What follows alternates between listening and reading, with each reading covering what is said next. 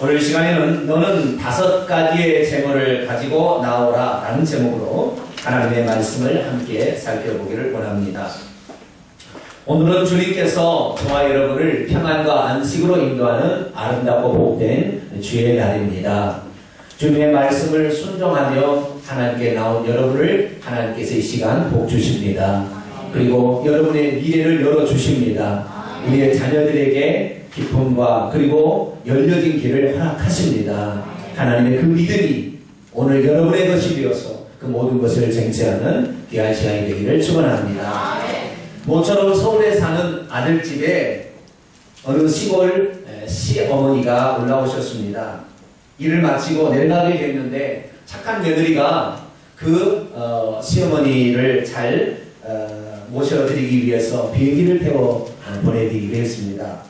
김포공항까지 가서 비행기표를 잘 끊어서 부산행 비행기에 할머니를 올려드렸습니다.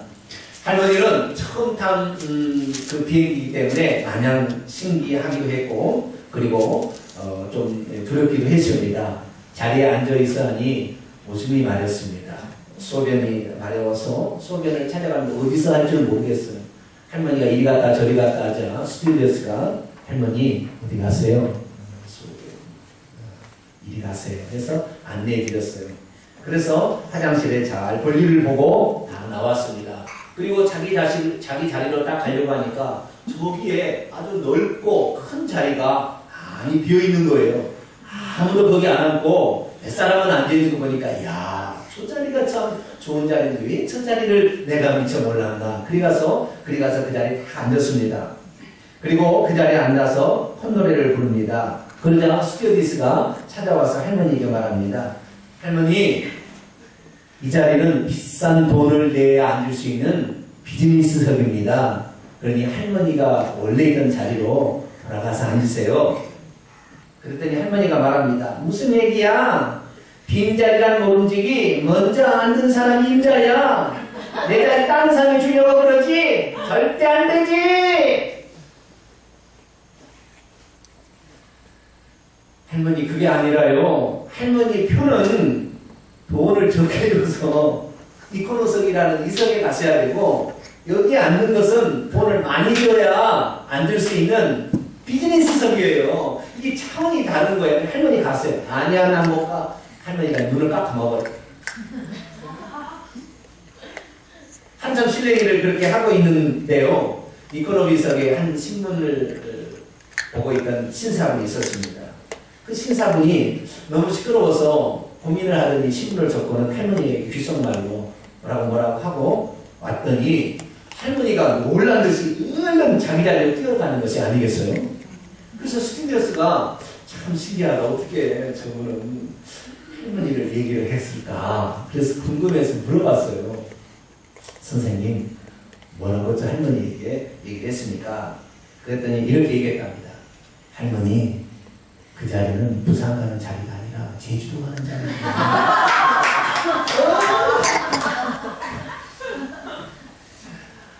사람을 움직이게 하는 것은 어떤 정형화된 논리가 아니라 그것이 자신에게 어떤 영향을 미치는 것인가를 알려주는 지혜로운 말에 있는 듯 합니다. 본문은 아들이 없는 아브라함이 조카 롯도 떠나보내고 또 자신의 신실한 종 엘리에셀도 떠나보내고 그래서 오직 하늘의 별처럼 자식을 준다는 하나님의 약속의 말씀을 믿고 이제 하나님을 따르러 갈 때 하나님께서 아브라함이 서 있는 그 땅을 그와 그의 후손에 주겠다고 아브라함과 언약을 체결하는 언약 체결식의 장면입니다. 하나님께서 아브라함과 언약을 체결하신데 그때 하나님께서는 아브라함에게 5가지의 재물을 가지고 와서 제사를 드림으로 계약을 체결하자라고 얘기를 하셨죠. 하나님께서는 아브라함과 계약을 맺으실 때 과연 말로 하면 안 되는 것이었을까요? 굳이 번거롭게 수많은 재물들을 각기 종류대로 가져와서 하나님께 바쳐야만 계약을 체결할 수 있는 것일까요? 그리고 그 중에 재물이 여러 가지 많은 게 있는데 양 한 마리 또는 양 몇 마리만 이렇게 단순하게 바치면 안 됩니까? 왜 굳이 번거롭게 그 많은 종류의 또 조건들도 있잖아요. 3년 된 또 암컷 뭐 이런 조건들이 있는데 굳이 그 조건들을 굳이 이렇게 맞춰서 꼭 해야 되는 것입니까? 과연 아브라함은 어떻게 해서 그 5가지의 희생 제물을 전부 조건에 맞춰서 가져갈 수 있었을까요? 하나님께서 요구하시는 제물 중에는 평소 때 한 번도 접해보지 않은 그런 동물들도 포함되어 있었습니다. 그런데 아브라함은 어떻게 해서 그 제물을 준비해서 하나님 앞에 가져갈 수 있었을까요? 사실 성경을 살펴보면 하나님께서는 단 한 번도 욥을 제외하고는 단 한 번도 5가지 제물을 동시에 바치라고 요구한 적이 성경에 등장하지 않습니다. 그럼에도 불구하고 아브라함은 하나님 앞에 궁시렁거리는 소리 하나 없이 그대로 순종하며 바치고 있는 것이죠. 과연 아브라함은 어떻게 해서 5가지 희생제물을 전부 다 하나님께 가져갈 수 있었을까요? 오늘 저와 여러분에게도 하나님께서 어떤 요구사항을 요청할 때가 있습니다. 과연 우리들도 하나님이 요구하실 때에 아무 군소리 하나 없이 그대로 이행할 수 있을까요? 예를 들어 보겠습니다. 우리가 지난 시간에 우리가 들어봤지만 여리고성을 정복할 때 하나님께서는 이미 군사적 훈련을 강하게 시켰던 여호수아를 통하여 요단강 동편에 성벽 있는 60개의 성을 정복하고 또 수많은 성들을 정복해서 이제 전쟁을 하면 어디 가서 승리할 수 있다는 자신감이 넘치는 그 이스라엘 백성으로 하여금 여리고성을 당장 쳐들어가서 공격하라 말씀하지 아니하고 여리고성을 날마다 합시다. 왜 굳이 그렇게 이른 아침부터 고생할 필요는 그냥 전쟁하지. 요한복음 9장에 보면 한 소경이 나옵니다. 예수님께서는 그 소경의 눈을 뜨게 하실 때에 평소와 다르게 하셨습니다. 다른 사람에게는 네 믿음대로 되라, 눈을 떠라 뭐 이렇게 함으로 고쳤는데 그날따라 예수님은 진흙을 긁어서 자기의 침을 뱉다가 이긴 다음에 눈에다가 바른 다음에 저 멀리 떨어져 있는 실로아 목가는 그냥이 아닙니다. 이 밖에서부터 물이 들어오게 하기 때문에 밑으로 불처럼 파는 거기 때문에 한참을 둥그란 계단처럼 돼 있는 데를 내려가서 실로아 목가에 씻어야 되는데 가다가 소경이 넘어지기라면 어떻습니까? 그런데 하나님 예수님께서는 그 소경대로 굳이 실로아 목가에 가서 번거롭게 그렇게 씻으라고 한 이유는 무엇일까요? 그들은 아마 이렇게 생각했을 거예요. 아니 좀 쉽게 하시면 안 되나? 복잡하게 이렇게 굳이 하셔야 되나? 다른 사람들은 쉽게 해주시던데. 오늘 사실 우리에게는 황금 같은 날이 일요일입니다. 좀 더 자고 싶고 좀 더 쉬고 싶은 마음이 굴뚝 같지요. 그런데 굳이 번거롭게 우리는 교회에 나와서 예배를 드려야 되나 이런 생각을 할 때가 있습니다. 평소 때는 괜찮지만 그날따라 자식 새끼들이 교회 안 간다고 막 고집을 때 막 가자 막 짜증내고 이렇게 하면 예배 드리기 전부터 벌써 그냥 마음이 상해가지고 예배 드릴 마음이 없어요. 특히 믿음이 없는 남편을 데리고 나오려면 남편은 굳이 이렇게 열성을 내야 되냐? 급하러 빨리 좀 갑시다. 예배 지각합니다. 뭐 지각 좀 늦으면 어떠냐? 지하 주차장 내린 거 보면 둘이 절대 가지 않아요.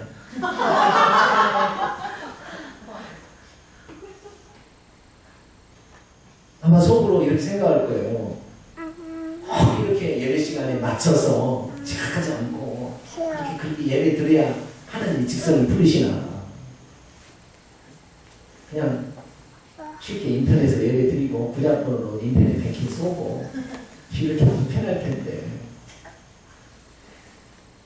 일찍 몸 다녀왔다 할머니 바쁘고 집에 화장실에 하나 있는 집안은 순서 기다리다가 바빠요. 대박인생 김재중 집사는 동평화 시장에서 옷감 장수를 하는 사람입니다. 때는 바야흐로 IMF가 터져서 옷감 장수들이 다 망해서 하나둘씩 평화시장을 떠나버렸습니다. 그러던 어느 날 프랑스의 모든 회사의 한 바이어가 옷감을 사러 온다는 정보가 있었습니다. 그래서 모든 옷감 장수들이 그 사람과 미팅을 하기 위해서 약속을 하는데 그 바이어가 하필이면 일요일날 오전 11시에 계약을 하겠다고 옷감 장수들을 미팅하자고 그렇게 정했습니다. 김대중 집사는 실제 있었던 이야기입니다. 자기는 교회를 다니는 뭐 그렇게 신앙은 뭐 그렇게 좋지는 않지만 그래도 주일날 꼭 교회에 나가서 예배를 드린 사람이었는데 주일 오전 11시 굳이 그렇게 잡은 것 때문에 이거 어떻게 해야 되나 걱정을 많이 합니다. 토요일날 와서 심히 고민하자 부인이 말합니다. 여보 무슨 근심이 있어요? 우리 동평화 시장에도 사람들 옷감장수가 다 나눠가는데 이번에 그래도 몇 억짜리 무슨 계약건이 있는 것 같은데 그래도 우리가 좀 해야 되는데 내일 11시에 미팅한다고 하면 내가 지금 걱정이 돼요. 목사님께서는 주일날 예배 빠지면 안 된다 이렇게 하는데 꼭 그 시간에 지금 같이 겹쳤어. 그러자 부인이 말합니다. 여보 우리도 이번에 이거 붙잡지 않으면 우리도 망하게 됩니다. 우리도 니은과 장사할 줄 몰라요. 하나님도 우리 형편을 아마 아실 거예요. 당신이나 나나 내가 가서 예배 드릴 테니까 당신은 계약하고 오세요. 계약 잘 돼서 우리가 그 계약을 따게 되면 우리 하나님께 감사하고 11조 내면 하나님께서도 다 주지 않겠어요. 그러니까 걱정 마시고 다녀오세요. 그러나 주의를 생명처럼 지키라고 하신 목사님의 말씀이 귓가에 쟁쟁하니 이래야 되나 저래야 되나 밤 2시까지 뒤척이다가 잠이 들었어요. 아침에 일어나서 가는데 그의 발걸음은 교회로 가는 거예요. 미팅 장소로 가야 되는데 그의 발걸음이 도저히 미팅 장소로 가지 못하고 교회로 발걸음을 옮겨서 교회 가서 예배를 드렸습니다. 왜 오늘날 우리도 하나님께서 하라는 말씀을 지키할 때 이렇게 힘이 드는 것일까요? 그러나 그렇게 하는 것일까요? 하나님께서는 자식이 없어서 괴로워하는 아브라함에게 하늘의 별들을 바라보라 그렇게 말합니다. 그때 하나님은 아브라함 하늘을 바라보았습니다.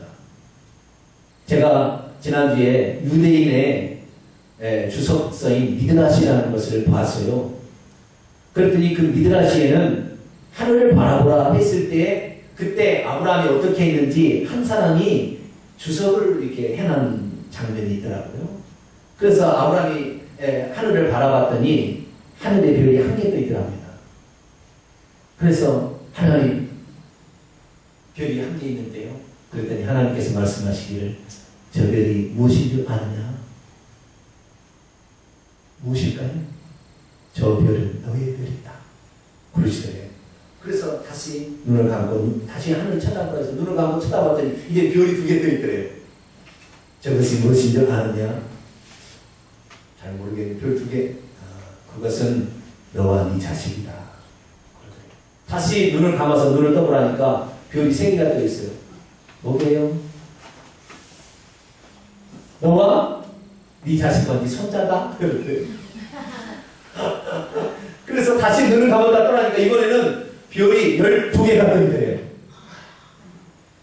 그것은 너의 손자, 그러니까 야곱의 12아들을 가리킨다. 네 손자 때 별 7개를 가리킨다. 다시 눈을 감았다 뜨니까 별이 70개가 보이랍니다. 이것은 애굽 땅으로 들어가게 될 너의 후손들이다. 다시 눈을 떴다 보니까 이번에는 무수한 별들이 있습니다. 가나안 땅, 이 땅에 들어올 너의 후손들이 저렇게 많은 것이다. 물론 이 해석은 이스라엘 백성이 나중에 이제 만들어낸 어떤 얘기라고 생각이 됩니다만은 아브라함은 그 무수한 별들을 바라보면서 하나님께서 약속하셨으니 그들을 이루지 위한 그 믿음을 가지고 이제 그렇게 하나님을 바라보고 있습니다. 그때 하나님께서는 그 아브라함의 믿음의 깊이함을 보시고 그에게 축복을 하나 더 하시는데 네 자손이 하늘의 별처럼 많을 뿐만 아니라 네가 서 있는 이 땅도 내가 너에게 너와 너의 자손에게 줄 것이다 라고 하나님이 그에게 약속을 하십니다. 그런데 하나님께서는 그동안에 자손 준다고 했지만 잘 안 줬잖아요. 그래가지고 로 붙들고 다메섹 엘리에스를 붙들고 막 그랬잖아요. 기회는 이때다 생각하고 하나님께 말합니다. 거기 말하고는 8절 말씀입니다. 그가 이르기를 주 여호와여 내가 이 땅을 소유로 밟게 될 것을 과연 무엇으로 알 수 있습니까? 확정을 좀 보여주십시오 라고 하나님께 얘기합니다. 그러자 여호와께서 그에게 말씀하시죠. 나를 위하여 3년 된 암소와 3년 된 암염소와 3년 된 순양과 산비둘기와 집비둘기 새끼를 가져와라 그렇게 말합니다. 고대 근동에서 쌍방간의 언약을 체결할 때는 희생동물을 잡아서 그것을 반으로 쪼개놓은 다음 두 언약 체결자가 그 사이로 이렇게 지나감으로써 언약 체결을 합니다. 왜 그렇게 하냐면 만약에 서로 약속을 했는데 약속을 어기게 된다면 네 몸을 반으로 쪼개서 죽여도 너는 가라 라는 것을 서로 간에 확정하기 위해서 그런 좀 무시무시한 그런 언약을 체결하는 풍습이 있었습니다. 하나님께서는 아브라함이 그 언약 체결을 그 당시에 주변에서 다 하고 있다는 것을 아시고 아브라함의 수준으로 낮춰놓아서 그 방법대로 너에게 언약을 체결하겠다라고 지금 말씀하고 있는 것이죠. 그러자 아브라함은 덜컥 겁이 납니다. 아니 그냥 지금까지는 말씀만 하시고 무슨 환상만 보여주셨는데 이렇게 만약에 하다가 내가 혹시라도 잘못하면 나 절반 쪼개지 죽는 거 아니에요. 그리고 과거에 가인과 아벨이 제사 보니까 재물이 잘못되면 어때요? 예배를 안 받으시잖아요. 혹시 지금 하나님께서 쭉쭉쭉쭉 이렇게 5종류의 재물을 가져서 바치라고 하는데 혹시 하나라도 준비가 안 됐든지 아니면 그 재물에 흠이 있다고 그 규정대로 안 가져 3년 된 건데 1년 된 거 가져가면 2년 반 된 거 가져갔다 혹시 하나님이 알아보고 안 돼! 이러면 어떻게 되겠어요? 이거 겁이 덜컥 나는 거예요. 그렇지만 하나님께서 이미 너의 방식대로 네가 아는 대로 내가 하겠다라고 얘기했으니 아브라함은 그 말씀대로 해야 되는 상황에 처했습니다. 아무리 믿음 좋은 아브라함이라 하지만 하나님의 말씀을 하나도 가감하지 아니하고 그대로 순종한다는 것은 매우 어려운 일입니다. 그래서 아브라함은요 벌써 재물도 잡기 전에 손이 막 벌벌벌 떨립니다. 순종은요 손을 떨리게 합니다. 우선 아브라함의 문제는 과연 하나님께서 요구하신 그 재물을 다 그대로 준비할 수 있느냐 그것입니다. 아브라함이 준비해야 될 게 무엇입니까? 3년 된 암소, 3년 된 수염소, 3년 된 순양, 그 다음에 산비둘기, 집비둘기 새끼 이 5가지의 재물을 준비해야 됩니다. 과연 무엇부터 준비해야 되는 것일까요? 아브라함은 당신의 목자들과 종들을 다 불러모읍니다. 그리고 말합니다. 하나님께서 나에게 귀한 약속을 체결하기 위해서 준비하는 재물들이 있으니 너희들은 이 재물들을 정말 꼭 그렇게 꼭 준비해서 가져오라 그렇게 했습니다. 그래서 다 하나하나씩 시키는데요. 그래도 뭐 다른 시키는 데는 별 문제가 없었습니다. 뭐 양이나 소는 목자들한테 잘 이렇게 얘기를 했어요. 그런데 문제는 산비둘기에 갔을 때 걸렸습니다. 다른 것들은 다 집에서 키우는 것이고 목자들이 이렇게 돌보고 있는 것인데 산비둘기는 그런 게 아니거든요. 그래서 다른 그 무엇보다도 산비둘기에 가장 마음이 쓰입니다. 왜냐하면 당장 준비해서 내일 드려야 되는데 이것을 드리기가 과연 드릴 수 있을까 걱정이 되는 것이죠. 준비를 하지 못한다고 한다면 하나님께 제사를 드릴 수 없잖아요. 아브라함은 큰 암소보다도 중간에 염소보다도 오히려 작은 산비둘기 하나가 마음에 쓰입니다. 아침이 밝아왔습니다. 어젯밤에 준비시킨 재물들이 잘 준비되었는가 조사하기 시작합니다. 야, 이거 3년 된 암소 맞지? 아, 예, 주인님, 예, 맞습니다. 진짜 맞아? 네, 맞다니까요. 저 보세요. 저 전나는 저 부분을 보세요. 새끼 나와가지고 저렇게 3년 됐어요. 그래? 그럼 맞겠지. 자, 이거 3년 된 암염소 맞아? 아니, 여기서 맞아? 그랬더니 목자가 말합니다. 맞아요. 진짜 맞아. 2년 된 거 아니야? 하나님 3년 된 거 준비하라고 했잖아. 아니, 맞다니까요. 제가요, 이놈이 새끼 나가지고요, 지금 작년에도 새끼 나고, 올해도 새끼 나가지고, 오늘 아침에도 이 새끼들한테 밥 주고 왔어요. 걱정하지 마세요. 3년 된 거 맞아요. 그래. 그럼 바꿨지. 그럼, 이런 3년 된 순양 맞아? 이 보니까 뿌리 좀 덜 자란 거 보니까 2년밖에 안 된 것 같은데, 아이, 주인님. 작년하고 올해 좀 비가 좀 덜 내려서 좀 초장이 좀 부족했잖아요. 그래서 지금 좀 덜 뜯어먹어서 좀 뿌리 좀 덜 익은 거예요. 그렇지만 3년 된 거 맞아. 3년 된 순양 맞아요. 걱정하지 마세요. 네. 꼭 3년 된 거 맞는 거야. 네. 이제 비둘기 차례. 집에서 비둘기를 키우는 정을 불렀습니다. 이거 집비둘기 맞지? 네, 맞아요. 집비둘기예요. 아니, 산비둘기 같은데? 아니, 집비둘기 맞다니까요. 집비둘기하고 산비둘기 차이가 있잖아요. 산비둘기는 발이 색깔이 회색빛, 약간 시커먼둥둥 이렇게 하잖아요. 그런데 이 집비둘기는 뾰족뾰족 빨간색에 비슷한 색의 발이잖아요. 여기 보세요. 어린 새끼 얼마나 부드러워요. 이 빨간색. 집비둘기 맞아요. 이제 마지막 하나 남았어요. 야, 산비둘기 어떻게 됐니? 그랬더니 최고의 높은 종이 말합니다. 어제 주인께서 산비둘기 잡으라고 몇 사람을 시켰잖아요. 갔습니다. 분명히 잘 잡아올 거예요. 걱정하지 마세요. 그래? 그런데 왜 아침도 지금도 아무 연락이 없는 거지? 아니요, 걱정하지 마세요. 가져올 겁니다. 그런데 기다려봤자 산비둘기 잡아온다는 소식은 없습니다. 다 준비해도 산비둘기 준비 못하면 그날 언약을 체결할 수 없는 거 아니겠습니까? 아브라함은 조바심이 납니다. 해는 이제 떠오르고 가야 될 시간은 가까웠고 어떻게 하나 손에 막 땀이 나고 말이죠. 네? 그러다가 대문에 나갑니다. 저 멀리 오나 하는데 안 옵니다. 그래도 또 시간이 지나면 안 됩니다. 서성거리다가 나중에는요 대문을 붙잡습니다. 하나님 어떻게 해요? 하나님 제가 어제 있잖아요. 제가 산비둘기 때문에 고민하는 거 아시잖아요. 내가 어제 밤부터 계속 기도했잖아요.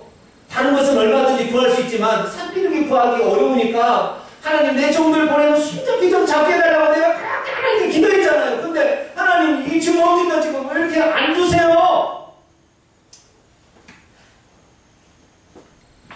발을 동동 구르고 있는데 해가 이제 저만치 조금 떠옵니다. 큰 종이 말합니다. 주인님 떠날 시간이 되었습니다. 이 많은 가축들을 다 잡으려면 지금 떠나지 않으면 어느 쪽으로 언약 체결하기가 어렵습니다. 그래, 가기는 가야지. 그래, 가기는 가야 돼. 그런데 주인님! 왜? 주인님! 산비둘기 잡았습니다. 산비둘기! 그래, 산비둘기! 아니, 어떻게 너 집비둘기 키우는 종 아니야? 예, 저 집비둘기 키우는 종인데요. 오늘 아침에 집비둘기 밥 주려고 모이를 딱 주고 있는데 갑자기 배가 고픈 산비둘기 한 놈이 날라와서 잡았어요. 그래가지고 가져왔어요. 여기 산비둘기. 주인. 아이고 내가 큰일 날 뻔했네. 주인 그렇습니다. 여러분 간절한 기도는요 없는 것도 있게 만들어 주십니다. 큰 힘이 준비했어요. 그래서 이제 그 제물을 이끌고 제단으로 이렇게 드릴 제단으로 나아갑니다. 평소 때는 귀하게 보이지 않는 것이라 할지라도 그것도 소와 양처럼 하나님은 작은 것이라도 귀하게 보십니다. 순종이란 우리가 보기에 큰 것이나 혹은 귀하게 보이지 않는다 할지라도 우리가 보기에는 하찮게 보이는 것 그것을 하나님께 가져가는 것 그게 바로 순종인 것이죠. 천신만국 때 아브라함은 5가지 제물을 다 준비하여 하나님과 언약을 체결할 제단으로 나아갑니다. 그때였습니다. 가나안 사람들이 얘기합니다. 아브라함! 당신은 하나님은 욕심쟁인가 봐. 온 제사를 드렸는데 제물이 다 그렇게 끌고 가. 한 가지만 갖고 가. 뭘 그렇게 다 가져가야 돼. 그리고 하나님이 잡수실 것이 없으면 비둘기도 갖고 하시라고 그래. 비둘기 그거 쓸데 없어. 버려. 그렇지 않아도 아브라함은 어젯밤에 산비둘기 때문에 얼마나 고생했는지 모릅니다. 산비둘기가 안 되면 집비둘기라도 가져갈 수 없냐고 하나님께 그렇게 얘기했지만 하나님은 산비둘기 가져와 이렇게 얘기했기 때문에 그거 채우느라고 정말 힘들었어요. 산비둘기 못 가져갈까봐 뜬 눈으로 밤을 지새우고 그래서 아침에 되어서도 안절부절 못했는데 그 사람들의 얘기를 들으니까 우리 하나님은 참 번거롭게도 하시네 생각이 드는 거예요. 굳이 꼭 이렇게 하셔야 되나 생각이 드는 것이죠. 그래서 말합니다. 하나님 이 다 가져갈 게 아니라 이 암소 한 마리만 가져가도 되지 않겠어요? 그니 복잡하게 이렇게 꼭 다 가져가야 되는 것입니까? 진짜 저 사람들 말처럼 비둘기 뭐 잡수실 것이 있다고 드릴 게 있다고 비둘기를 또 가져오라고 이렇게 또 얘기하십니까? 나 참 산비둘기 잡느라고 나 정말 혼났습니다. 우리가 아무리 순종적인 사람이라 할지라도요, 하나님께서 우리에게 요구하시는 것이 복잡하고 번거로울 때는 우리들도 짜증이 납니다. 순종 안 해도 하나님의 말씀대로 그대로 하려고 하면 우리들의 마음이 때로는 상하기까지 하는 것이죠. 그럼에도 불구하고 아브라함은 두 손으로 귀를 막습니다. 아니야, 나는 하나님의 말씀처럼 순종해야 돼. 저들의 말보다도 하나님의 말씀을 따를 때 하나님이 내게 복을 주시기 때문에 나는 하나님의 말씀을 들을 거야. 그리고 귀를 닫고 준비한 5가지 제물을 가지고 나아갑니다. 그는 사실 산비둘기를 못 잡게 되면 그날 하나님께 언약을 체결할 수 없다고까지 생각하고 안 가려까지 생각했어요. 다행스럽게도 하나님의 은혜가 있어서 집비둘기 키우는 사람이 산비둘기 하나를 잡아와서 그래도 고맙게도 지금 가고 있는 것입니다. 순종이란 다른 사람의 말에 귀를 막는 것입니다. 순종이란 내 마음에 안 든다고 내가 준비 힘들다고 다른 곳으로 바꿔가는 것이 아니라 하나님의 말씀하신 대로 가감하지 아니하고 그대로 그 말씀대로 행하는 것이 순종인 것입니다. 그렇다면 아브라함에게 하나님께서는 왜 굳이 3년 된 염소, 3년 된 소, 그 다음에 3년 된 순양, 그리고 산비둘기, 집비둘기를 가져가고 있을까요? 우리는 여기서 하나님의 말씀을, 하나님의 마음을 이해해야 됩니다. 하나님께서는 많은 재물들이 있었으나 그 재물들 하나하나를 다르게 다 이렇게 요구 조건을 갖춰서 가져라고 한 거예요. 사실 지금 하나님께서는 아브라함하고 언약을 체결하고 있지만 그 언약의 직접적인 언약의 혜택을 보는 사람들은 하늘의 무수한 별처럼 많은 그의 후손들이 결국에 그 언약을 체결하는 것이잖아요. 그죠? 그 언약이 그 혜택을 보는 거예요. 그러니까 하나님께서는 지금 왜 이렇게 복잡하게 시켰느냐 하면 아브라함 혼자 언약을 체결하지만 그 언약을 체결하는 사람들이 여러 종류의 사람들이 있다는 거예요. 후손들이. 그래서 그 후손들이 모두가 다 그 하나님의 언약에 참여하기를 원하는 것입니다. 나중에 그래서 하나님께서 이 제물들마다 그 신분이 다르게 가르쳐줘요. 다시 말해서 소는 누가 드려야 되느냐? 대제사장, 지체 높은 귀족들과 그리고 종교적인 우두머리가 드릴 수 있는 대제사장과 장로들이 드리는 것이고요. 그 다음에 양이나 염소는 족장들이나 그 다음에 일반 평민들이 드리는 것입니다. 그러나 마지막으로 비둘기 새끼는 가난해서 양과 소를 바칠 수 없는 사람도 있잖아요. 그렇지만 가난한데 하나님 앞에 제사를 드리고 싶은데 드릴 것이 없는 사람들은 어떻게 합니까? 그 산비둘기나 집비둘기 새끼라도 사서 바치는데 집비둘기 새끼 살 돈도 없으면 밖에 나가서 산비둘기라도 잡아서 하나님께 바쳐라 라는 의미로 하나님께서는 재물들의 그 친분에 따라서 다르게 나눠준 거예요. 그러니까 산비둘기 만약에 가져가지 못했다고 한다면 나중에 가난하고 병들고 소외되고 직분이 낮은 사람은 하나님 언약에 동참할 수 없는 거예요. 그래서 하나님께서 그 약한 자들, 그 가난한 자들, 그 못 배운 자들, 그 힘없는 자들도 그 하나님의 언약에 다 동참해서 저 가나안 땅을 차지하게 하려고 하기 위해서 하나님께서 그 비둘기까지 준비시킨 거예요. 아브라함은 그 사실을 몰랐지만 그래도 그 말씀에 순종하게 됨으로 말미암아 그 후손들이 복을 받게 되는 거예요. 성경 말씀 하나 보겠습니다. 신명기 12장의 9절부터 12절까지 말씀을 봅니다. 신명기 12장 9절부터 12절까지 말씀 보면 이렇게 기록되어 있습니다.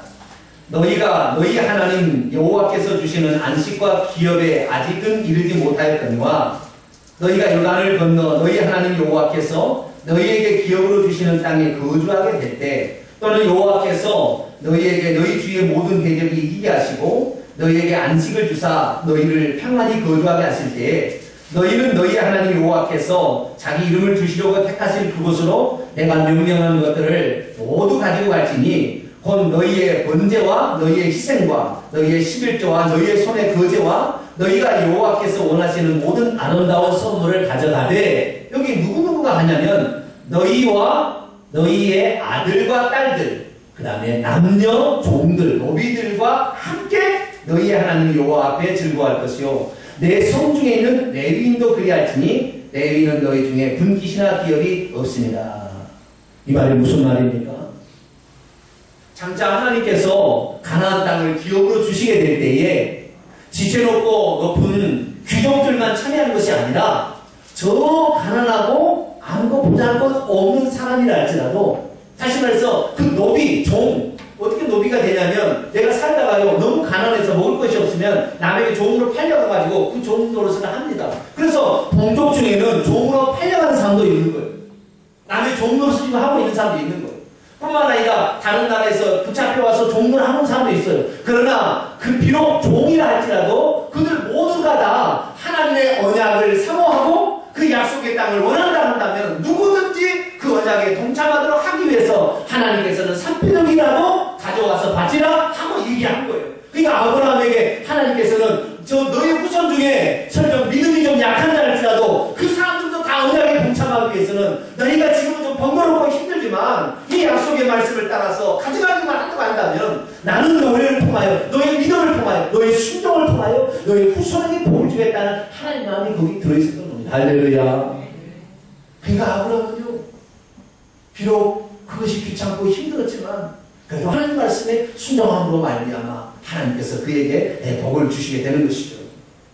순종이란 힘들고 번거롭고 귀찮은 일이 할지라도 우리의 하나님의 말씀에 순종함으로써 우리 후손들까지 복을 받게 하는 귀한 복인 줄 믿습니다. 아브라함이 결단하고 하나님의 말씀에 순종하자 하나님께서는요 그에게 복을 주었습니다. 첫째는요 그가 산비루기 때문에 그렇게 고민했는데 아침에 이르렀을 때 그 산비루기 준비할 수 있도록 여호와 이레 하나님께서 지나가던 산비루기에 와서 잡혀질 수 있도록 그렇게 준비해 주셨습니다. 뿐만 아닙니다. 하나님께서 그 아브라함의 순종을 보시고 하나님께서 그 아브라함을 깊이 잠들게 하셨어요. 장차 언제 어느 때에 누가 적과 뿌리는 가나안 땅에 들어간지 하늘의 비밀들을 가르쳐줬어요. 뿐만 아니라 해가 넘어가게 됐을 때 하늘에서 불이 나타나서 그 재물 사이를 이렇게 지나감으로 말미암아 하나님께서는 하늘의 동정나도 반드시 그것을 이룬다는 간증 확증을 그에게 보여주셨습니다. 그리고 아브라함이 지나가라 하지 않았어요. 왜? 아브라함의 후손들이 실수하면 멸망시킬 수 있잖아요. 왜? 그 두 쪼개듯이 없애버릴 수가 있으나 비둘기는 쪼개지 않은 거예요. 다시 말해서 정말로 아브라함의 후손이 혹시 부족하다 할지라도 그 씨를 완전히 멸하지 않냐고 지금 이스라엘 민족을 살려둔 것처럼 하나님께서는 그 아브라함의 믿음을 보시고 비록 그 아브라함의 순종을 통하여 그의 후손을 없애지 않냐고 잘못해서 없애지 않냐고 살려놨다가 그에게 복을 주시려고 하는 계획이 있었습니다. 그것뿐만이 아닙니다. 장차 아브라함이 들어가서 차지할 그 땅이 어느 땅인지 어떤 족속들이 살고 있는 어디부터 어디까지 영역인지 그 지역의 경계선까지 다 알려준 거야. 할렐루야. 우리가 하나님의 말씀에 순종하기만 하면 순종은 어렵습니다. 그러나 번거롭고 힘들고 고통이 좀 따른다 할지라도 하나님의 말씀에 순종하기만 하면 하나님께서는 우리에게 하나님의 살아계심의 그 간증들을 우리가 누리고로 할 뿐만 아니라 우리의 후손 중에서 약한 자랄지라도 그 약함을 멸하지 아니하고 오히려 그들을 살려주고 그들에게 복을 주신 줄 믿습니다. 우리도 마찬가지입니다. 우리가 하나님의 말씀대로 그 하나님의 말씀을 가감하지 아니하고 그대로 순종하려 할 때 사실 힘이 들죠. 그러나 주일에 빠짐없이 교회 나와서 우리가 예배를 드리게 될 때 우리가 힘든 것이 있다는 것을 하나님은 너무나 잘 아십니다. 머리도 감고 와야 됩니다. 또 때로는 토요일 날까지 일을 하는 바람에 어쩔 수 없이 너무 늦게 잠이 들었지만 눈 비비고 와야 됩니다. 때로는 감기 몸살 걸려서 몸이 으시시려 죽고 가기 힘들어도 우리는 교회 와야 되는 것이죠. 좀 쉬고 싶어도 우리는 교회 와야 되는 것입니다. 김재중 집사는 주일 예배를 드린 다음 동평화시장으로 나갔습니다. 이미 계약은 체결되었고 다른 사람에게 다 넘어갔습니다. 그런데 그 사람들 중에 한 사람이 말하기를 당신이 그래도 동평화시장이 최고 알아주는 사람이 안 왔다고 그 사람이 얘기합니다. 그래서 아이에게 전화를 합니다. 아이님, 제가 오늘 하나님과의 약속이 제가 있어서 당신과의 약속도 소중하지만 내가 하나님께 약속한 게 있고 그래서 내가 하나님께 예배를 드리고 왔습니다. 제가 선생님과 이렇게 약속을 지키는 것도 중요한 일인데 지키지 못한 점 정말 죄송합니다. 다음번에 이런 일이 아니 나온다면 얼마든지 제가 저도 이렇게 약속을 지키는 사람이 되겠습니다. 바이어는 오후 4시 비행기를 타고 프랑스로 돌아갔습니다. 그 한 달이 흘렀습니다. 프랑스의 유니온 모델 총괄 회장이 한국에 들어왔습니다. 그는 프랑스 전 지역에 옷감을 대주는 자입니다. 그는 한국에 와서 옷감 장수들을 다 불러 모았습니다. 그러자 옷감 장수들이 그에게 융숭한 대접을 해 주었습니다. 그때 그는 말합니다. 여기 혹시 김재중 집사라는 분이 있지 않소? 왜요? 내가 프랑스에서 한 바이어를 만났는데 그 사람 한번 만나보라고 해서 내가 그 사람 만나고 싶소. 그래서 김재중 집사를 불렀습니다. 김재중 집사를 만나보고는 그는 이렇게 말합니다. 당신이 소중하게 여기는 일을 목숨처럼 지키는 걸 보니 당신이 하는 일에도 열심으로 최선을 다할 것을 나는 생각해 보았소. 이번 계약하는 모든 것을 나는 당신에게 맡기고 싶소. 그때 김재중 집사는 20억을 계약을 했습니다. 벌었습니다. 20억을 벌었습니다. 그리고 그 중에서 11조로 2억을 헌금하고 감사금을 바친 것이 씨앗이 되어서 지금 상도제일교회라는 건물을 세웠습니다. 우리가 하나님의 말씀에 순종하는 것은 번거롭고 힘들지만 하나님을 사랑하기 때문에 우리가 그 말씀을 따라서 행하는 것입니다. 번거롭고 힘들고 때로는 손해는 나지만 우리가 하나님을 귀히 여기면 하나님께서도 반드시 우리를 귀히 여기셔서 우리의 순종을 갚아주시는 것입니다. 순종이란 귀찮고 번거롭고 힘들지만 하나도 하나님 말씀을 가감하지 않냐고 그대로 힘쓰는 것, 그것을 순종이라고 말할 수 있는 것이죠.